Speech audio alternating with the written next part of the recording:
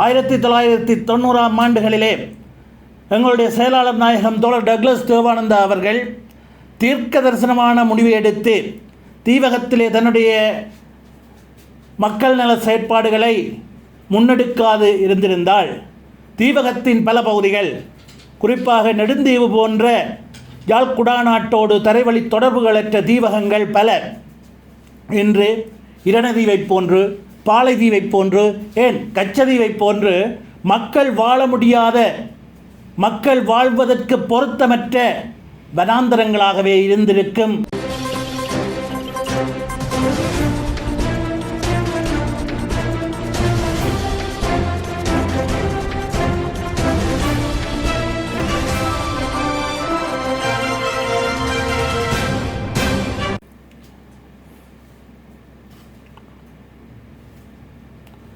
அனைவருக்கும் வணக்கம்.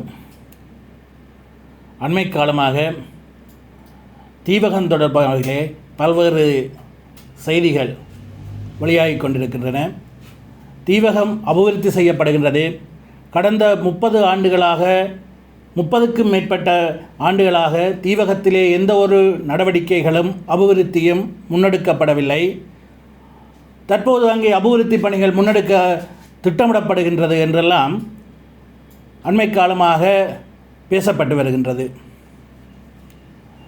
தீவகம் எவ்வாறு இதுவரை காலமும் பாதுகாக்கப்பட்டு அங்கே மக்கள் வாழுகின்ற சூழல் பேணப்பட்டு வந்திருக்கின்றது என்பது தொடர்பிலே தற்போது புதிதாக அலையில் அடிபட்டு வந்த சிலருக்கு சில விடயங்களை தெரிவித்துக் கொள்ள நாங்கள் விரும்புகின்றோம்.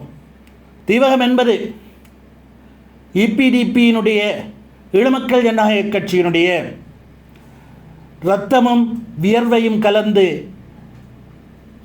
கட்டங்கட்டமாக செதுக்கப்பட்ட ஒரு பிரதேசம் என்பதை யாரும் மறந்துவிடக்கூடாது. ஈழமக்கள் ஜனநாயக கட்சியினுடைய அரசியல் செயற்பாடுகள் மாத்திரம் தீவகத்திலே இல்லாமல் போயிருக்குமாக இருந்தால் 1990ஆம் ஆண்டுகளிலே எங்களுடைய செயலாளர் நாயகம் தோழர் டக்ளஸ் தேவானந்தா அவர்கள் தீர்க்க தரிசனமான முடிவை எடுத்து தீவகத்திலே தன்னுடைய மக்கள் நல செயற்பாடுகளை முன்னெடுக்காது இருந்திருந்தால் தீவகத்தின் பல பகுதிகள், குறிப்பாக நெடுந்தீவு போன்ற யாழ் குடாநாட்டோடு தரைவழி தொடர்புகளற்ற தீவகங்கள் பல இன்று இரணதீவை போன்று, பாலைதீவை போன்று, ஏன் கச்சதீவை போன்று மக்கள் வாழ முடியாத, மக்கள் வாழ்வதற்கு பொருத்தமற்ற வனாந்தரங்களாகவே இருந்திருக்கும். இங்கே இன்று தீவகத்தை பற்றி பேசுகின்றவர்கள் எவர்களுக்கும் அங்கு போகக்கூடிய சூழல் கூட இருந்திருக்காது என்பதுதான் உண்மையான யதார்த்தம் என்பதை நாங்கள் இங்கே பதிவு செய்து கொள்ள விரும்புகின்றோம். 90களின் ஆரம்பத்திலே ஈழமக்கள் ஜனநாயக கட்சி தீவகத்திலே தங்களுடைய அரசியல் செயற்பாட்டை ஆரம்பித்த போது அங்கே வாழ்ந்து கொண்டிருந்த மக்களுடைய அடிப்படை தேவைகளை பாதுகாக்க வேண்டிய, அவர்களுக்கு அடிப்படை தேவைகளை வழங்க வேண்டிய ஒரு கட்டாய சூழல் காணப்பட்டது என்பதை யாரும் மறந்துவிடக்கூடாது. உணவு, உடை, உறையுள் அடிப்படை தேவைகள், அவற்றை வழங்க வேண்டிய தேவை இருந்தது. உணவில்லாமல் எங்கே செல்வது என்ற வழி தெரியாமல் தீவகத்திலே சிக்கொண்டிருந்த மக்கள், தீவகத்திலே தனித்துவிடப்பட்டிருந்த மக்கள் அல்லலாடிக்கொண்டிருந்த நேரத்திலே தான் ஈழமக்கள் ஜனநாயக கட்சியினுடைய செயற்பாடுகள் தீவகத்திலே ஆரம்பித்திருந்தன.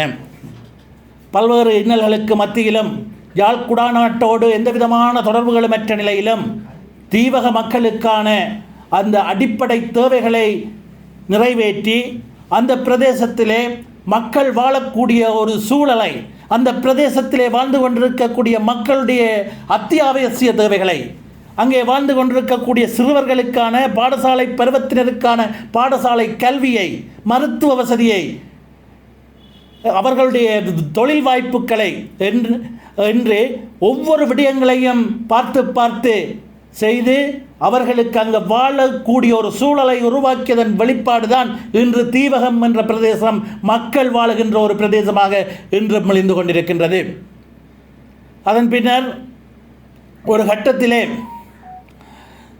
ஒரு பிரதேசம் அபிவிருத்தி அடைய வேண்டுமாக இருந்தால் அந்த பிரதேசத்திற்கான போக்குவரத்துக்கள் சீரானதாக அமையப்பட வேண்டும் என்ற யதார்த்தத்தின் அடிப்படையிலே எங்களுடைய செயலாளர் நாயகன் தோழர் டக்ளஸ் தேவானந்தா அவர்களின் முயற்சியினால் பல்வேறு போக்குவரத்து வசதிகள் அங்கே ஏற்பாடு செய்யப்பட்டன. இன்று நெடுந்தீவிற்கும் குறியட்டுவானுக்குமான சேவையில் ஈடுபட்டு கொண்டிருக்கக்கூடிய குமுதினி படகு கூட இராணுவத்தினர் கடற்படையினரிடம் இருந்த சூழலிலே அவற்றை பெற்று அவற்றை வீதி அபிவிருத்தி அதிகார சபையினூடாக செயற்பட வைத்தது மாத்திரமல்லாமல் வடதாரகை மாத்திரமல்லாமல் சமுத்திரதேவா போன்ற படகுகளை எல்லாம் சேவையிலே ஈடுபடுத்தியது யார்? எவ்வாறு அவை சேவையில் ஈடுபடுத்தப்பட்டன? அவை சேவையிலே ஈடுபடுத்தப்பட்டது மாத்திரமல்ல, RDA வீதி அபிவிருத்தி அதிகார சபையினூடாக இலவசமான போக்குவரத்து சேவை தொடர்ந்து இடம்பெறுவதற்கான ஒரு சூழலை உறுதிப்படுத்தியதும் டக்ளஸ் தேவானந்தா அவர்கள்தான். இலங்கையில் எந்த பகுதியிலும் இல்லாத ஒரு இலவச போக்குவரத்து சேவை இருக்கிறது என்று சொன்னால் அது தீவகத்திலே தான் இருக்கிறது. அதை உறுதிப்படுத்தியவர் டக்ளஸ் தேவானந்தா. அது மாத்திரமல்ல, அங்கே தீவகம் என்பது இருளில் மூழ்கி கிடந்த சூழலிலே அந்த தீவகத்திற்கு மின்பிறப்பாக்கிகளை எடுத்துச் சென்று மின்பிறப்பாக்கிகளூடாக மின்சார ஒளியேற்றி அந்த தீவகம் எங்கு மின்சாரத்தை வழங்கியவர் எங்களுடைய செயலாளர் நாயகம் அவர்கள். EPDPயுடைய வேலை திட்டம் அது. காலகோட்டத்திலே ஒரு பிரதேசம் அபிவிருத்தி அடைய வேண்டுமாக இருந்தால் மின்சாரம் ஒரு சீரானதாக, தடையற்றதாக, தாராளமானதாக கிடைக்க வேண்டும் என்ற அடிப்படையிலே கடந்த ஆட்சி காலத்தில் இந்திய அரசோடு கலந்துரையாடி நெடுந்தீவு, அனலைதீவு, நைனாதீவு போன்ற பகுதிகளிலே காற்றாலைகளையும் சோலார் பேனல்களையும் உள்ளடக்கிய ஒரு மின்சார கட்டமைப்புகளை உருவாக்கி அவற்றினுடைய வேலைகள் தற்போது ஆரம்பிக்கப்பட்டு நடைபெற்று வருகின்றன.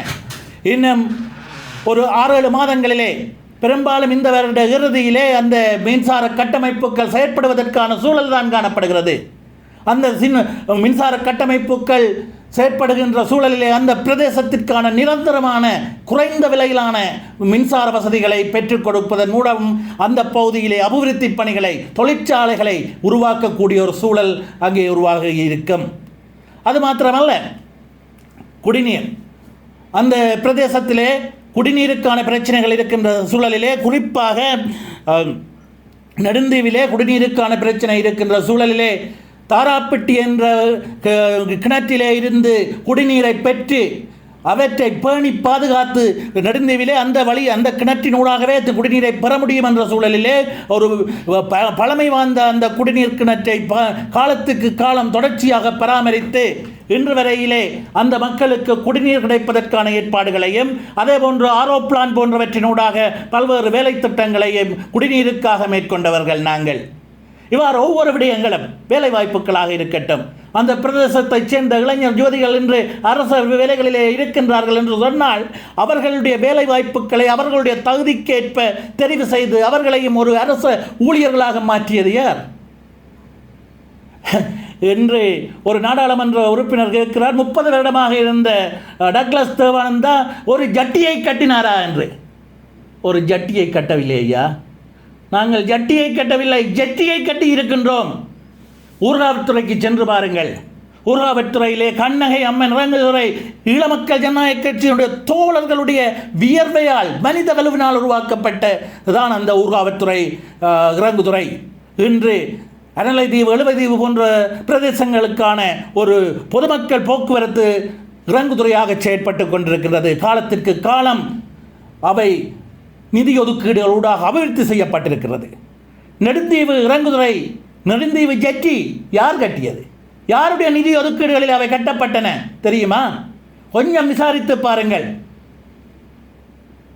குடிநீர் நெடுந்தீவிலே மாத்திரமல்ல, தீவகத்தின் பல்வேறு பகுதிகளுக்கும் தாராளமாக குடிநீர் கிடைக்க வேண்டும் என்ற ஏற்பாட்டிலே தான் இரணைதீவிலிருந்து குடிநீரை அங்கு கொண்டு செல்வதற்கான முயற்சிகள் முன்னெடுக்கப்பட்டன. இன்று தீவகத்திற்காக நீலிக்கண்ணீர் வடிக்கின்றவர்கள் இரணைதீவிலிருந்து குடிநீரை தரமாட்டோம் என்று சொன்னதும் ஒரு மாற்று ஏற்பாடாக தாளையடியிலிருந்து குடிநீரை ஏற்பாடு செய்து, அது சற்று விலை உயர்ந்த பொறிமுறையாக இருந்தாலும் மாற்று ஏற்பாடாக தாளையடியிலிருந்து அந்த குடிநீரை எடுத்து இன்று அந்த குடிநீர் தீவகத்தை சென்றடைந்திருக்கிறது. அது டக்ளஸ் தேவானந்தாவினுடைய இணக்க அரசியலின் வெளிப்பாடு, பலன். மறக்க முடியுமா? இதை நீங்களா கொண்டு வந்தீர்கள்? தற்போதைய அரசாங்கமாக கொண்டு வந்தது. ஆக ஒன்றை மட்டும் விளங்கிக் கொள்ளுங்கள், ஈழமக்கள் ஜனநாயக கட்சி என்பது தீவகத்திலே அந்த பிரதேசத்தை பாதுகாத்து அந்த பிரதேசங்கள் மக்கள் வாழ முடியாத வனாந்தரங்களாக மாறுவதை தடுத்து இன்று அந்த பிரதேசத்திலே மக்கள் வாழுகின்ற சூழலை உருவாக்கி இருக்கிறது என்றால் அதற்கு ஒரே ஒரு காரணம் இபிடிபியினுடைய அரசியல் செயற்பாடு தான். தீவகத்திலே பல்வேறு பிரச்சனைகள் இன்றும் இருக்கின்றன, அவை நிவர்த்தி செய்யப்பட வேண்டும். தீவகம் என்பது குறிப்பாக நெடுந்தீவு போன்ற பிரதேசங்கள் நாட்டினுடைய ஏனைய பகுதிகளை விட பின்தங்கிய நிலையிலே தான் காணப்படுகின்றன. அவை நாட்டினுடைய ஏனைய பகுதிகளை போன்று முன்னேற்றமடைய வேண்டும். நாட்டிலே இருக்கக்கூடிய அனைத்து பிரதேசங்களை போன்று அனைத்து வளங்களுடைய பிரதேசங்களாக மாற்றியமைக்கப்பட வேண்டும்.